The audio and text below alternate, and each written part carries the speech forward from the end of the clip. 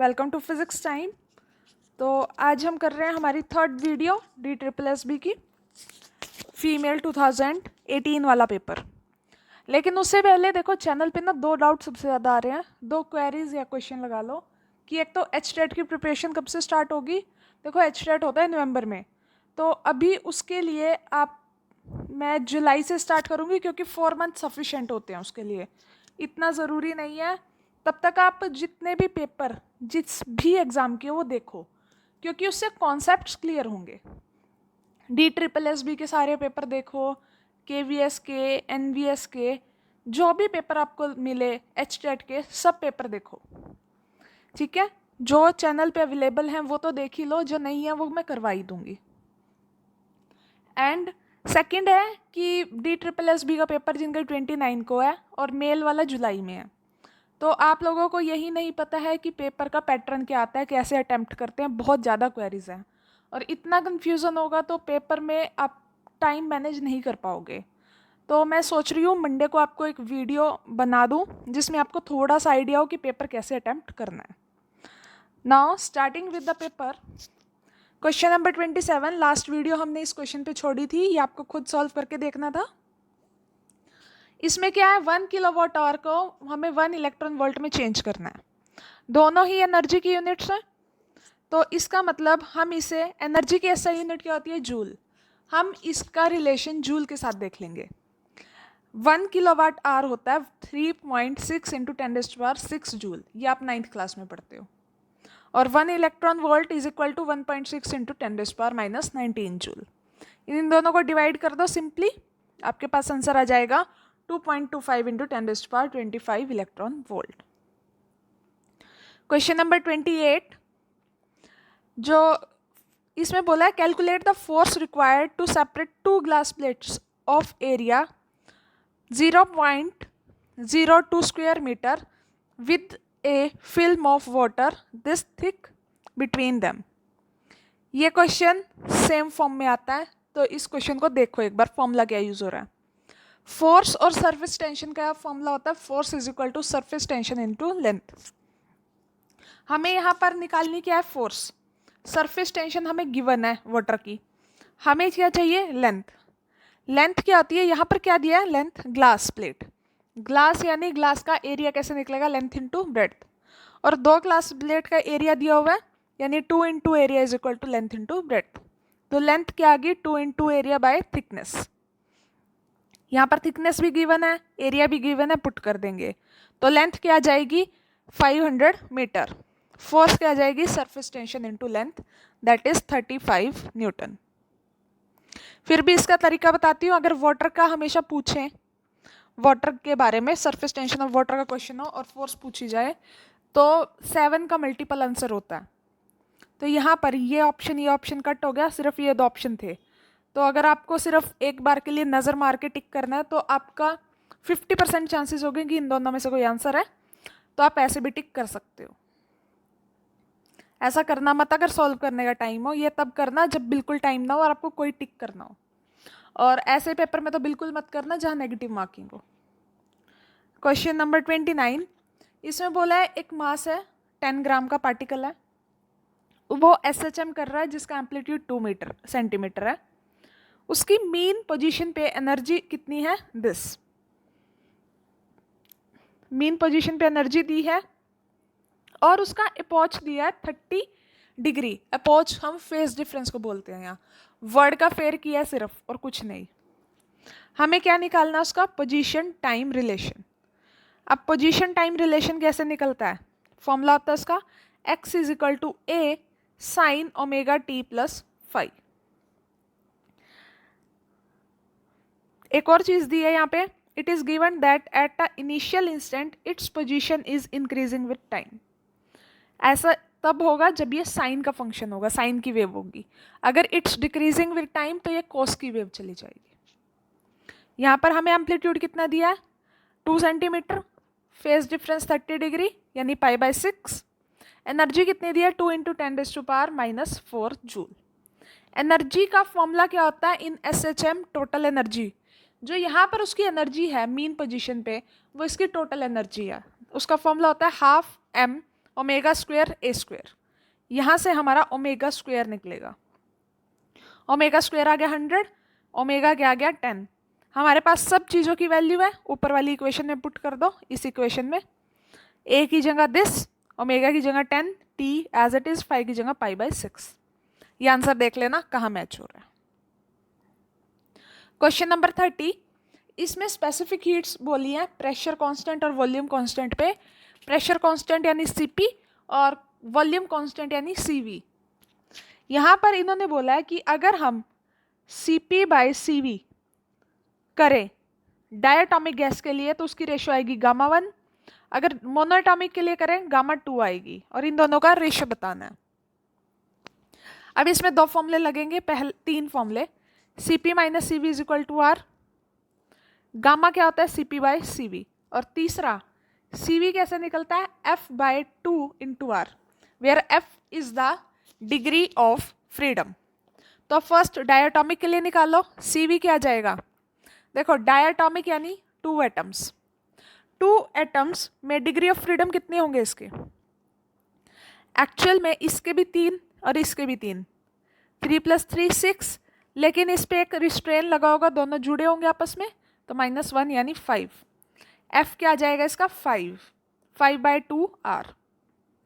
किसी एक पार्टिकल का, सिंगल पार्टिकल का डिग्री ऑफ फ्रीडम 3 होता है, यानी वो 3 डायरेक्शन में फ्रीली घूम सकता है। लेकिन वही जब 2 पार्टिकल्स एक दूसरे से अटैच होंगे तो उनके डिग्री ऑफ फ्रीडम कितने हो जाएंगे, पहले पार्टिकल के 3, दूसरे के 3, 6, और फिर उन दोनों को एक लाइन ने जोड़ रखा है, वो डिग्री ऑफ फ्रीडम कटेगा 1, तो दैट इज 5। CP क्या हो गया CV + R इस फॉर्मूले से, तो वो क्या आ गया 7R/2। यहाँ पे Γ1 क्या निकल गया CP/CV यानी 7/5। सेम मोनोएटॉमिक का निकालेंगे, मोनोएटॉमिक मतलब सिंगल एटम, एक एटम के लिए डिग्री ऑफ फ्रीडम क्या हो गया 3, तो CV क्या हो गया 3R/2, और CP क्या हो गया CV + R यानी 5R/2, यानी Γ2 क्या आ गया 5/3।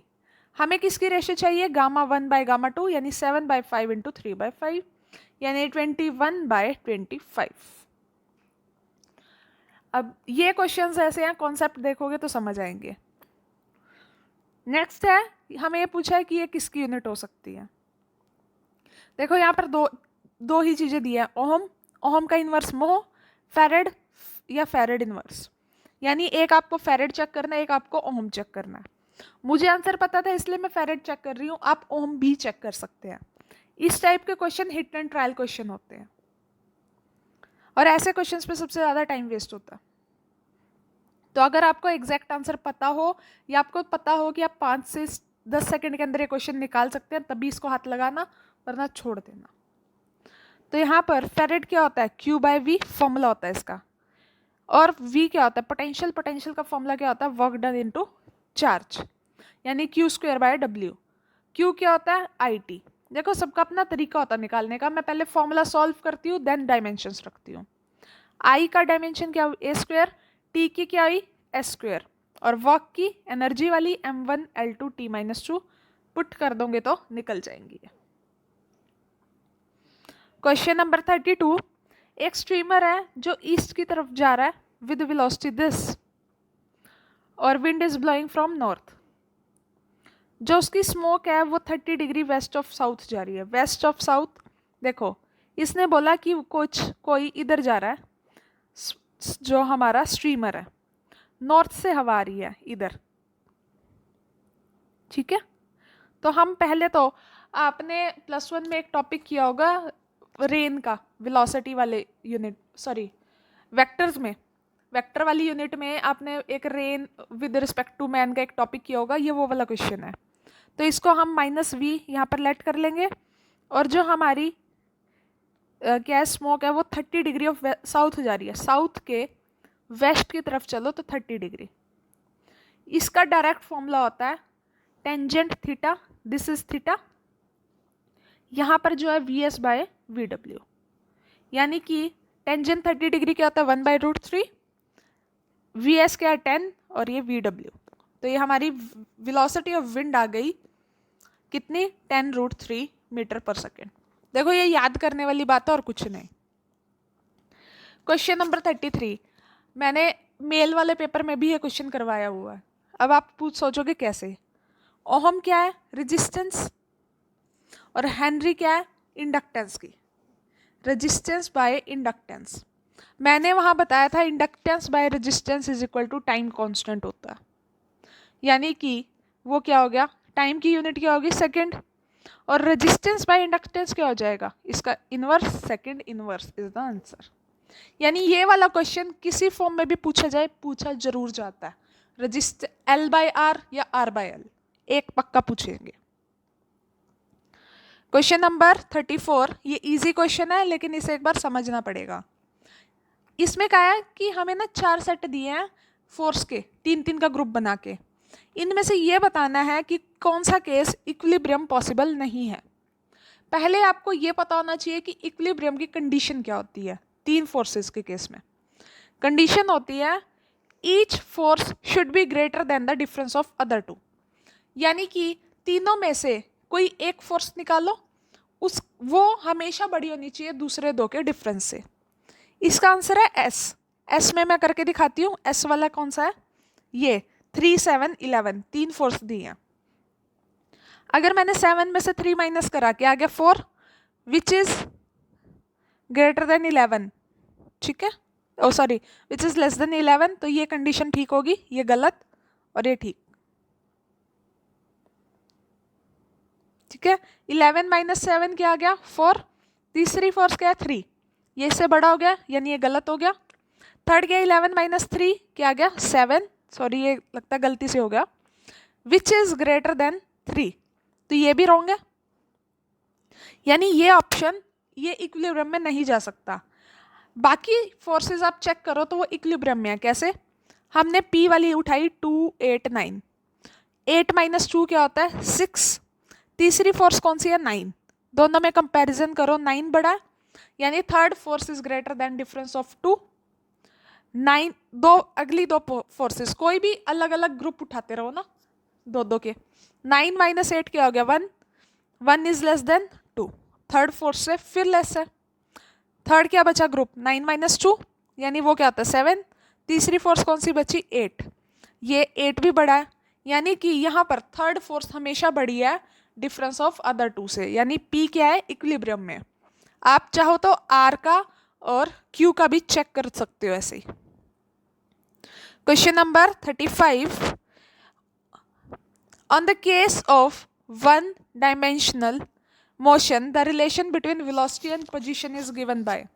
इसमें वेलोसिटी का और पोजीशन का रिलेशन दिया हुआ है, ये इक्वेशन हमें एक्सेलरेशन निकालनी है। सीधी सी बात है, अगर वेलोसिटी दी और एक्सेलरेशन निकालनी है तो क्या करते हैं dv by dt। Question easy है पर गलती क्या करते हैं हम यहाँ पर v दिया v डैश कर देते हैं और x को x के साथ डेरिवेट कर देते हैं, यानी हम dv बाई dt निकालने की जगह यहाँ dv बाई dx निकाल देते हैं और सोचते हैं आंसर गलत क्यों आया। और अगर आप dv बाई dx करोगे तो आपका आंसर गलत आएगा।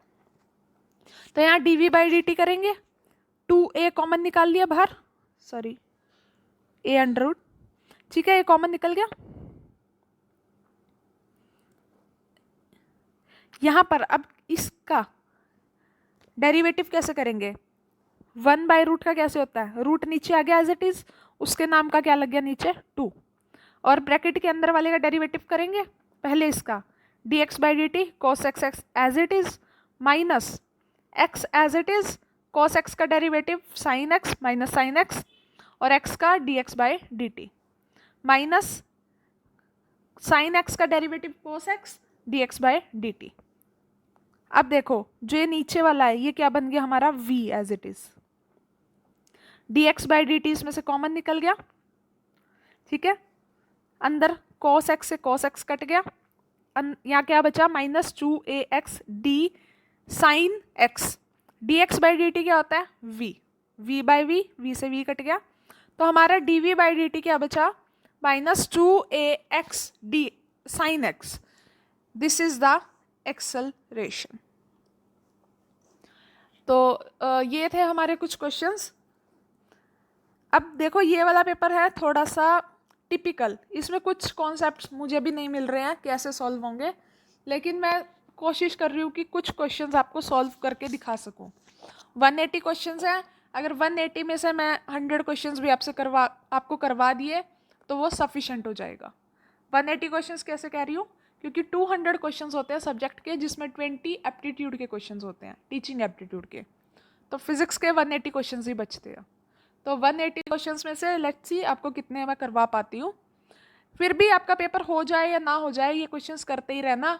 अगर आप पीजीटी के एग्जाम्स दे रहे हो, हर पेपर में हर एक क्वेश्चन ज़रूरी होता है। जितने आप क्वेश्चन प्रैक्टिस करोगे उतना आपको टाइम कम देना पड़ेगा क्वेश्चन को पेपर में सॉल्व करने के लिए। ठीक है, तो आप कनेक्टेड रहिए चैनल से एंड सब्सक्राइब करते रहिए, शेयर करते रहिए अपने फ्रेंड्स के साथ। And thank you so much for watching the video.